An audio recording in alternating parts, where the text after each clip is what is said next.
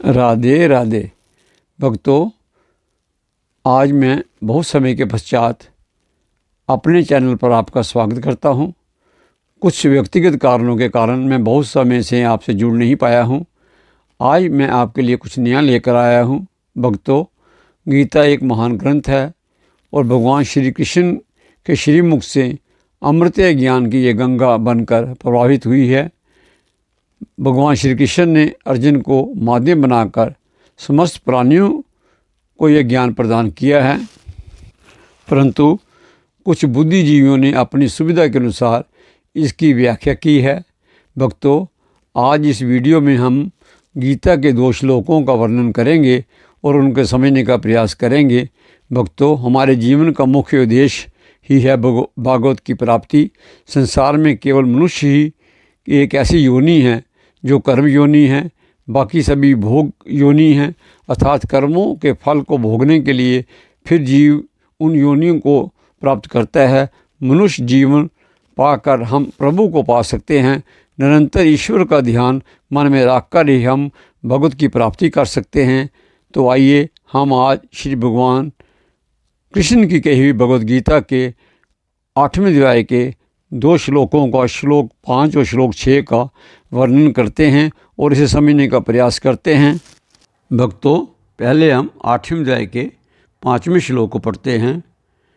अंतकाले च मामेव स्मरन् मुक्त्वा कलेवरम या प्रयाति सा मद्भावम याति नास्त्येतर संशय। इस श्लोक में भगवान श्री कृष्ण ने कहा है कि मृत्यु के समय जो व्यक्ति मेरा स्मरण अर्थात श्री कृष्ण का ध्यान स्मरण करते हुए देह का त्याग करता है, वह निश्चित रूप से मेरे स्वरूप को प्राप्त होता है। इसमें कुछ भी संशय नहीं है। कृष्ण के स्वरूप को प्राप्त करने का अर्थ है कि वह परम चेतना या ईश्वर को पा लेता है। ये अटल सत्य है। इसको आगे बढ़ाते हुए भगवान श्री कृष्ण श्लोक 6 में इसकी पुष्टि करते हैं और कहते हैं कि शरीर त्यागते समय मनुष्य जिस जिस भाव का स्मरण करता है उसी भाव को प्राप्त होता है। यम यम वापि स्मरण भावम त्यजते अन्ते कलेवरम तम तम एवेति कौन्ते सदा तद्भाव भाविता। भक्तों, ध्यान देने वाली बात यह है कि पहले श्लोक में भगवान ने अपने स्मरण पर जोर दिया है और दूसरे श्लोक में उन लोगों की बात की है जो कृष्ण या ईश्वर का ध्यान चिंतन स्मरण ना करके भौतिक पदार्थों सुख ऐश्वर्य के प्रति आसक्ति में लीन रहते हैं, भौतिक पदार्थों के संग्रह में लगे रहते हैं। ऐसे मनुष्य देह त्यागते समय उसी भाव को प्राप्त होते हैं। जो भी भाव मृत्यु के समय जीव के मन में होता है, चिंतन करता है, उसी भाव को प्राप्त होता है। अब हम इस तथ्य को जानते हैं और इसकी पुष्टि करते हैं। श्री कृष्ण भगवान के कहे हुए इस तथ्य की मैं पुष्टि 2-3 उदाहरण देकर करना चाहता हूँ। भागवत पुराण में अजामिल की कथा आती है जो ये बताती है कि कैसे एक धर्मात्मा ब्राह्मण अजामिल वासना के वश में होकर पाप करता है, लेकिन मृत्यु के समय ठीक पहले वह अपने पुत्र नारायण को पुकारता है। अंतिम समय नारायण के नाम के बोलने मात्र से भगवान विष्णु के पार्षद प्रकट होते हैं, अजामिल को अपने साथ वैकुंठ में ले जाते हैं। इससे पुष्टि होती है कि चाहे व्यक्ति कितना भी पापी क्यों न हो, अंतिम समय भगवान के पवित्र नाम का उच्चारण करने मात्र से, स्मरण करने मात्र से सभी पापों को मुक्त होकर परम चेतना परमेश्वर को प्राप्त होता है। ऐसी ही एक कथा महाभारत में भीष्म पितामह की भी है, जिन्हें इच्छा मृत्यु का वरदान मिला था। आखिरी समय जब वह बाणों की शैया पर पड़े थे, मृत्यु के लिए एक शुभ मुहूर्त की प्रतीक्षा कर रहे थे, उन आखिरी पलों में वह निरंतर ईश्वर श्री कृष्ण के नाम का स्मरण कर रहे थे।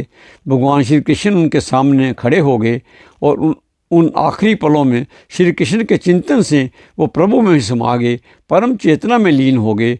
अब हम 8.6 की पुष्टि करने के लिए राजा भरत की कथा संक्षेप में कहते हैं। राजा भरत एक महान राजा, तपस्वी, भगवत भगत थे, परंतु एक दिन नदी में स्नान करते समय एक अनाथ शावक हिरण के बच्चे उनको मिला। उस अनाथ शावक जिसकी माँ की मृत्यु सिंह की गर्जना से उनके सामने ही हुई थी, भरत उस शावक को उठाकर अपने साथ अपने आश्रम में ले गए और उसका पालन पोषण करने लगे। उनकी शावक के प्रति आसक्ति हो गई, जिससे उनकी भक्ति भंग हो गई। जब भरत मृत्यु की शैया पर पड़े थे, उनका पूरा ध्यान हिरन के बच्चे पर ही था, उसी का चिंतन कर रहे थे। मृत्यु के समय मृग का चिंतन होने के कारण उन्हें अगले जन्म में मृग की योनि ही मिली, क्योंकि वे प्रभु के परम भगत थे, इसलिए उन्हें पिछले जन्म की बातें स्मरण रही। इसके बाद फिर से वे ब्राह्मण कुल में जड़ भगत के रूप में जन्मे। वे पागलों की तरह व्यवहार करते ताकि कोई उनसे मोह न करे, ताकि वो भक्ति मार्ग से न भटकें। उन्होंने अपने ज्ञान और वैराग्य की सभी संसारी बंधनों से मुक्ति पाई और ब्रह्म में लीन हो गए।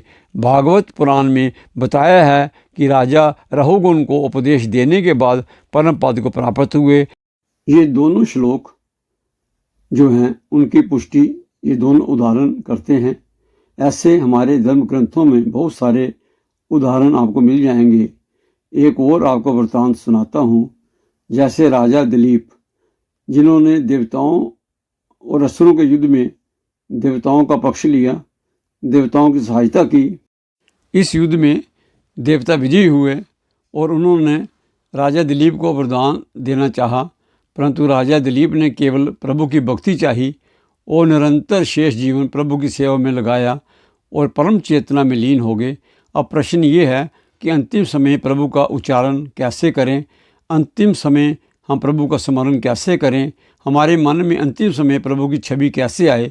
उसके लिए हमें आज से अभी से ही निरंतर प्रभु का स्मरण, चिंतन और नाम का मनन करना होगा।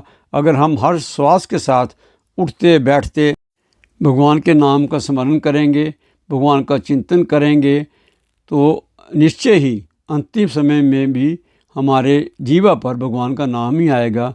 क्योंकि जो नाम हमारे मन में है, निरंतर जिसका हम चिंतन कर रहे हैं, अंतिम समय पे निश्चित तौर पर वो नाम हमारी जीवा पर आएगा और हम परम चेतना में लीन हो जाएंगे। भक्तों, आज के लिए बस इतना ही। राधे राधे, राधे राधे।